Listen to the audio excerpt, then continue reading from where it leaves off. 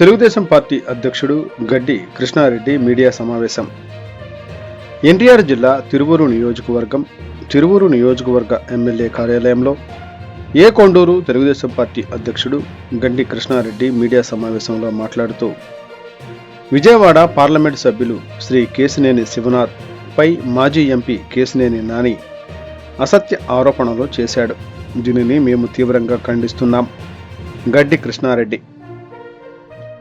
మా ఎంపీ కేశినేని శివనాథ్ చిన్ని ఉమ్మడి కృష్ణా జిల్లా వ్యాప్తంగా ఎన్నో సేవా కార్యక్రమాలు చేశారు. అధికారంలో లేనప్పుడు ఎన్నో హెల్త్ క్యాంపులు, అన్న క్యాంటీన్లు, ఆపదలో ఉన్న ప్రతి ఒక్కరిని ఆదుకున్నారు. మా ఎంపీ కేశినేని శివనాథ్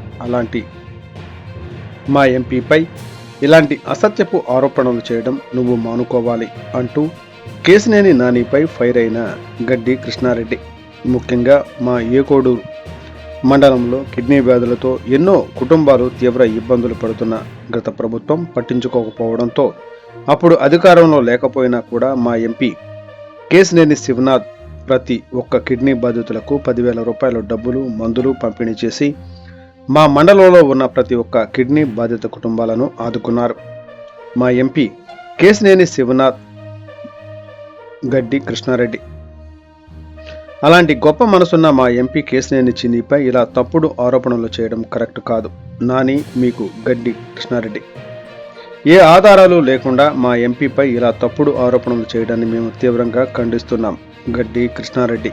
అందరికీ నమస్కారం. మరి ఈరోజు కేశినేని నాని గారు మాజీ ఎంపీ గారైన అతను ఫేస్బుక్లో కేశినేని చిన్ని గారి మీద అసత్య ప్రచారాలు చేస్తున్నారు. మరి ఈ తిరువూరు నియోజకవర్గం కాదు, ఈ కృష్ణా జిల్లాలో మరి చిన్ని గారు గత 5 సంవత్సరాల నుంచి ఎన్నో సేవా కార్యక్రమాలు చేసుకుంటూ వారి సొంత నిధులతో ఇక్కడ ఉన్న పేద ప్రజలకి అన్ని రకాలుగా సహకారాలు చేసుకుంటూ ముఖ్యంగా కొండూరు మండలంలో కిడ్నీ పేషెంట్లకి ప్రతి ఇంట్లో అతను ఆర్థికంగా బాగోపోతే ప్రతి ఇంటికి 10,000 రూపాయలు చొప్పున, అలాగనే వాళ్ళకి కావాల్సిన మెడిసిన్ అన్నీ సప్లై చేసిన ఘనత మా ఎంపీ గారిది.